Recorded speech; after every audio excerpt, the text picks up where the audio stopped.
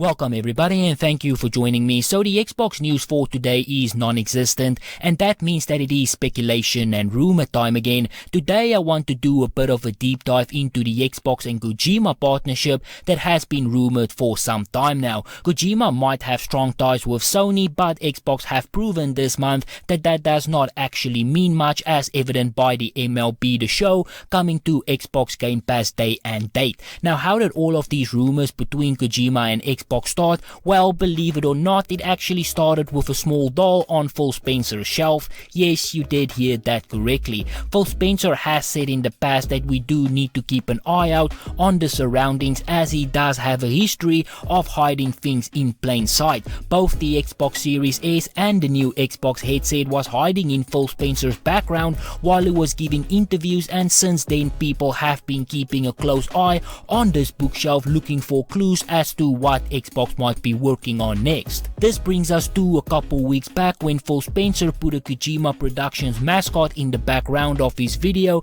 during a recent stream. People were very quick to point this out, and that pretty much should bring you up to speed as to where all of this started. So now that you know where all of the rumors come from, let's just take a look at everything this rumor actually entails. Now, this is where things pretty much fall a little bit flat, as we do not actually have any further detail regarding this potential partnership. Screen Rant points out in their article that it was reported that Hideo Kojima is in talks with Xbox to publish his next game, but it doesn't sound like the deal has been struck quite yet. With that said, it sounds like the two parties have been at it for a while now, and it is possible it is looking more likely than not, as Phil Spencer is willing to tease it. It should also be noted that a very reliable insider, Jeff Grubb, said that we should be looking at Phil Spencer's shelf, as it does pertain clues to what they might be working on. He specifically refers to the Kojima doll and the Nintendo Switch, which was both present on Phil Spencer's shelf during his recent interviews. Now, all of these rumors around Kojima and Xbox have reached an even further boiling point this past week. There is this game called Abandoned that PlayStation just announced. Now, when this game was announced, Kojima was heavily linked to this game, and most thought that he would be involved with the project in some capacity. However, a statement was released completely denying that Kojima had any involvement in this upcoming PlayStation project with Blue Box Game Studio. He said in a statement, "We have received several emails regarding the Hideo Kojima rumor. We have no association with Hideo Kojima, nor do we claim to have any associations, nor is it our intentions to claim such a statement. We are a small group of developers working on a passionate title we wanted to work on for a long time." Now, that statement tells us one thing, and that is whatever Kojima is working on, it is not going to be for PlayStation. At least it does not seem that way at the moment. Now, although the rumors around this game is still unclear, most people seem to be pointing at a horror game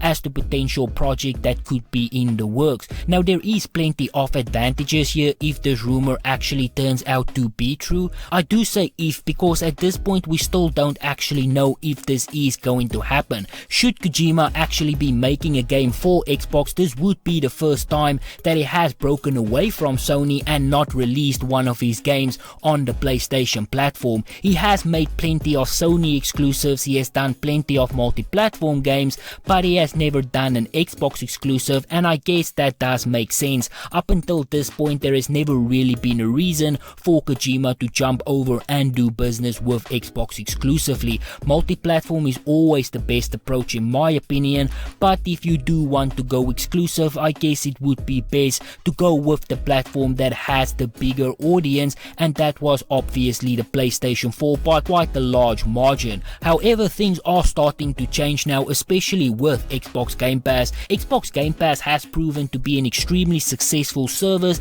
and it also has a history of enticing developers to use Xbox Game Pass as a launching platform to release their games day and date. It first started with all of the Xbox first party games, and that makes sense because Xbox actually owns those titles, but they are now also starting to get third party developers on board as well. First with MLB The Show and with Outriders, and I do believe it will only grow as those games continue to do well. We still have to wait and see how MLB does, but based on what I have read, Outriders is very successful as well, even with all of the problems that they are currently facing. pricing and there is a lot of problems. However, the prospect of Game Pass is still very enticing for many developers.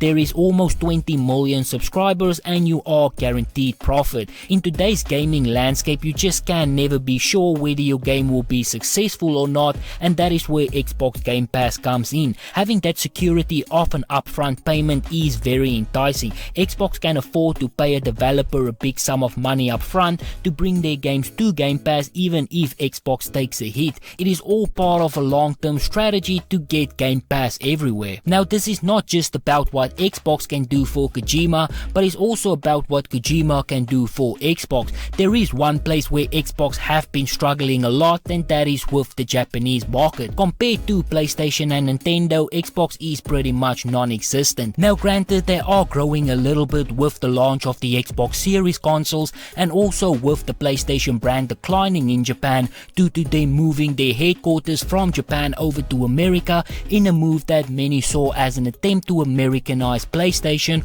although those accusations has been refuted by Sony and Jim Ryan, and I think I will agree with Sony here. I do not think that is what they were trying to do. It is just more a business move based on where the biggest market is, at least I think. I'm also not ready to jump on the Sony's declining bandwagon or the whole Sony fans is moving to the Xbox thing. I have seen no real evidence of that. All I have seen so far is Sony sales better than ever before, but there is one place where they are declining according to the numbers, and that is Japan. Video Game Chronicle said, citing Famitsu sales data in an article published on GameIndustry.biz Japan, Ace Economic Research Institute analyst Hideo Yasuda said PlayStation 5 sold 240,000 units in Japan in its first 6 weeks of availability, less than every other PlayStation console during the same time frame, barring the PSP. In comments translated and republished on Reset Era, Yasuda claimed that the figures show that Sony is not taking Japan seriously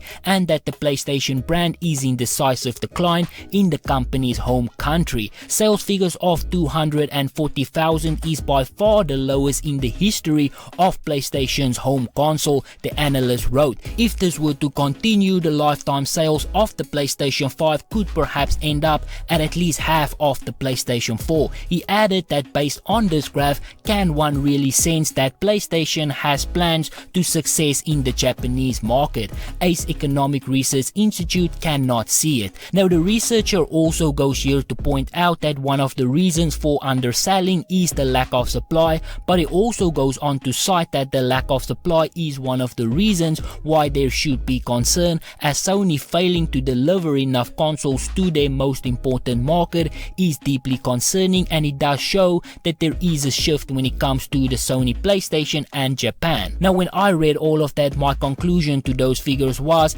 that those sales numbers are just low because of the lack of supply, a problem that both Xbox and PlayStation is facing. Once there is more supply, I have no doubt that PlayStation will pick up in Japan again. I do not think anybody can deny that overall Sony is still a massive force. Sony might be down with the PlayStation 5, but the Xbox Series console numbers is even worse. They sold 6 times less than the PlayStation did in Japan, and I think overall the point here is that the partnership between Kojima and Xbox can only have upside for Xbox in the Japanese market. It could be big for Xbox, at least in some sort of way, to make their console marketable in Japan, showing that they are going out and getting developers that can make exclusive games for Xbox from Japan can not only help with the public perception, but it can also show other developers that there is an opportunity and a future with Xbox. I think making all of the Yakuza games available on Xbox Game Pass was a good step,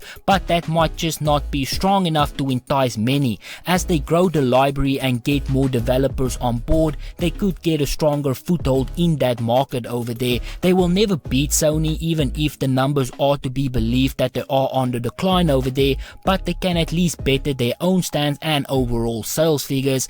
But on that note, this is where I'm going to end it. So if you enjoyed this video, please consider hitting that like button. If you would like to see more videos like this, please consider subscribing, and as always, please remember to stay safe, wash your hands, don't touch your face, and I hope to see you again soon.